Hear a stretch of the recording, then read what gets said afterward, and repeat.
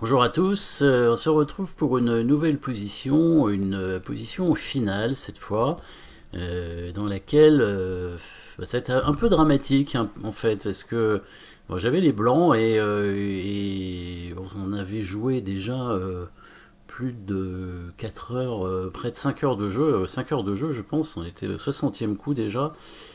Et avec deux pions d'avance, normalement, la position est gagnante pour les blancs. Ici, il y a une façon de gagner assez rapidement. J'ai pas vu du tout dans la partie, mais vous allez voir évidemment.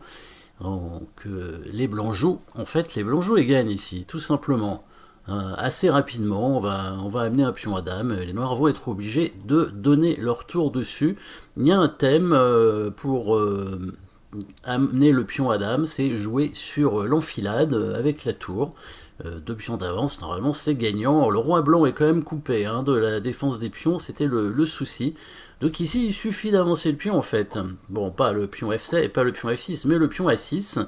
Et en fait, le pion, s'il est attaqué par la tour, sera imprenable après, puisqu'il y aura l'attaque et la découverte qui fera l'enfilade, hein, ici, hein, la fameuse enfilade roi-tour. Sauf que, évidemment, le roi noir pourra se mettre devant le pion pour l'empêcher d'avancer. Le pion ne peut pas avancer tout de suite parce que sinon il sera pris et après le roi noir va revenir à temps sur le pion. Donc il faut décaler la tour. Voilà, ça c'est le coup que je crois que j'ai pas vu dans la partie. Tour H6. Et tout simplement, et là si les noirs prennent le pion en A6, on pousse et on fait enfilade gagnant la tour. L'idée des noirs serait donc forcément de bloquer le pion avec le roi en F7. Sauf que, bah là, vous pouvez mettre la pause si vous voulez, mais le pion peut avancer encore et la tour peut toujours pas prendre hein, à cause d'une nouvelle enfilade ici avec l'échec qui gagne la tour.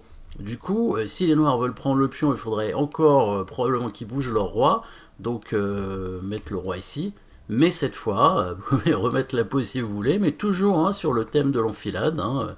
Je vous invite à regarder d'ailleurs la vidéo que j'avais faite sur l'enfilade, hein, une petite étude. Je vais la mettre en lien d'ailleurs, hein, vous pouvez la retrouver ici. L'étude sur l'enfilade, hein, l'enfilade, une attaque double, hein, avec une pièce à longue portée qui attaque donc deux pièces sur la même ligne, en commençant en général par la pièce la plus forte en premier. Donc ici le roi et ensuite la tour.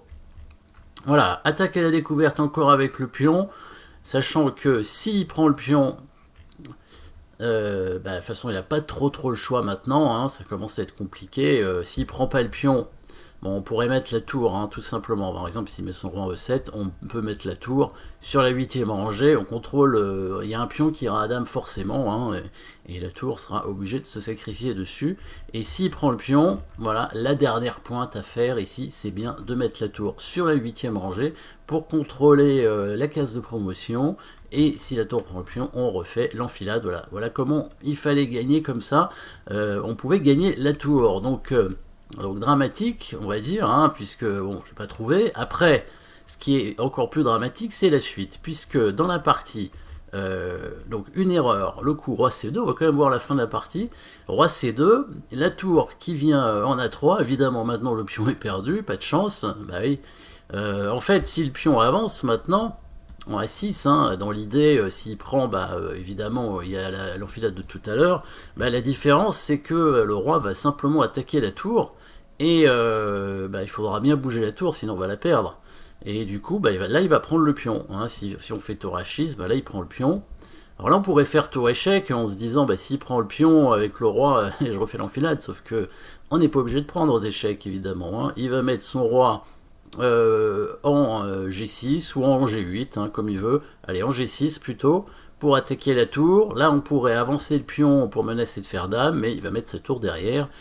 Et là, il va gagner le pion. Hein. Si on peut, je sais pas ce qu'on peut faire. Non, on peut rien faire. Hein. On peut rien faire. Il va prendre le pion au coup suivant. Et évidemment, ce sera nul. Donc ici, tentative quand même, hein, dans cette position. Tentative avec les blancs de défendre le pion A5 en faisant tour G5. Voilà, il prend le pion. Et petit coup intermédiaire, roi B2 qui peut l'embêter, et effectivement ça aurait pu l'embêter parce que là il fait une erreur, mais bon je n'en suis pas aperçu dans la partie, la finale a été complexe, la finale est nulle ici mais c'est encore difficile avec les noirs, hein. Il faut, alors il y a plusieurs façons en fait de jouer, mais la meilleure façon, elle est compliquée, c'est d'amener la tour sur la colonne F, ça porte un nom cette défense. Je retrouve le nom exactement. Il faut mettre la tour sur la colonne F. Là, il l'a mis sur la colonne H et c'est une erreur parce que, bon là, j'ai pas trouvé le bon coup. La fin, c'était bon, tour B5. La façon de gagner, c'était tour G8 hein, pour contrôler la case de promotion ici. Si le roi va attaquer la tour, on va mettre la tour en B8. Si la tour vient attaquer le pion avance, et la tour arrive en A8 pour défendre le pion, et si elle revient avec le roi en E7, eh ben, le pion avance, hein. Donc le roi peut pas en fait avancer ici, parce que le pion avance, et là on se retrouve dans une position gagnante hein, avec l'enfilade, la fameuse enfilade avec la tour derrière, hein. Le roi est mal placé. En fait dans cette position là, il faut que le roi soit l'une de ces deux cases, G7 ou H7 obligatoirement pour éviter l'enfilade. Donc ici, si le roi revient du coup en G7, le roi blanc avance. Et là, il n'a plus la défense avec la colonne F, avec la tour, parce que la tour blanche peut venir en B8 pour contrer la défense. Le roi blanc est suffisamment prêt. Donc ici, c'était compliqué. Alors je remonte la fin de la partie avec tour A3, tour G5. On pourra regarder plus attentivement une prochaine fois dans une finale. La tour donc en H3 c'est la partie, et du coup tour B5, il est revenu avec son roi rapidement, A6, et voilà, il a pu mettre la tour en H8, et le roi noir revient juste à temps pour voilà, pour bloquer, et là il fait des échecs, et on fait nul comme ça.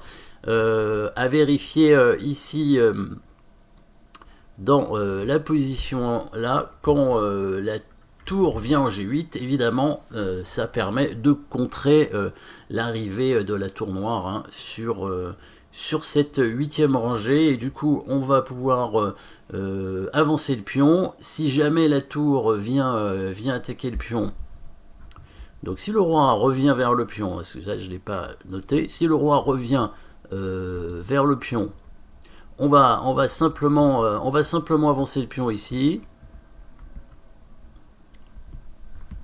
en avançant en A6, voilà c'est ça, en avançant A6, la tour peut aller en H7 pour bloquer le pion, et là la tour blanche va aller en A8, et du coup le roi noir peut pas se rapprocher, hein, encore une fois, à cause du pion A7, hein. Ici il se retrouve bloqué, à chaque fois le pion peut avancer en A7, et menaçant avec la tour hein, de faire échec.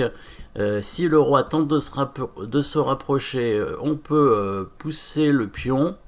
Là, il est obligé de jouer un coup comme ça hein, pour empêcher la tour de faire échec. Et dans ces cas-là, on peut monter le roi. Là, on devrait réussir à gagner en montant le roi sur la colonne B, simplement. Voilà, le roi noir qui ne peut pas bouger de la colonne, sinon la tour blanche fait échec. La tour noire ne peut pas bouger sur la 7e rangée, ou alors en faisant échec, mais à ce moment-là, elle serait obligée de revenir, hein, ce qui ne va pas changer grand-chose. Hein. Si on fait échec ici, le roi blanc va monter sur la colonne A. On pourrait monter en C4 hein, maintenant, puisque le roi blanc après ira en B5. Donc l'idée de ne pas aller sur la colonne C avec le roi blanc, c'est que la tour peut faire échec, et du coup après le roi noir se rapproche, hein, parce que là il n'y a plus d'échec avec la tour blanche. Donc ici on va sur la colonne B, et comme ça le roi noir ne peut pas se rapprocher, hein. Dès qu'il se rapproche, la tour blanche fait échec et le pion fait dame, hein. Et si le roi évidemment vient en C7, la tour n'a pas besoin de faire échec, hein, puisque le pion est plus attaqué. Et s'il vient en E7, là, toujours la fameuse enfilade, hein, hop, on fait simplement tour H8. On pourrait faire tour 8 échec aussi, mais bon, autant gagner la tour, c'est plus facile que jouer la finale dame contre tour quand même. Donc roi B3, voilà, s'il fait échec ici, on peut venir en C4, hein, mais on vient en A4, et du coup on remenace de faire échec. S'il vient en C7, évidemment on peut faire tour C8 échec, hein, et faire dame. On va quand même jouer la finale dame contre tour qui est gagnante. Voilà, finale compliquée, mais en tout cas, dans la position de départ, bon, petite combinaison de finale, hein, qui apparaît assez souvent, grâce à l'enfilade dans cette finale tour de tour, avec 2 pions d'avance, hein. En général, on dit que les finales de tour avec 2 pions d'avance sont gagnantes. Il y a quelques exceptions, hein, évidemment, mais c'en était pas une. Voilà, merci d'avoir suivi cette finale, cette position de finale, et à très bientôt.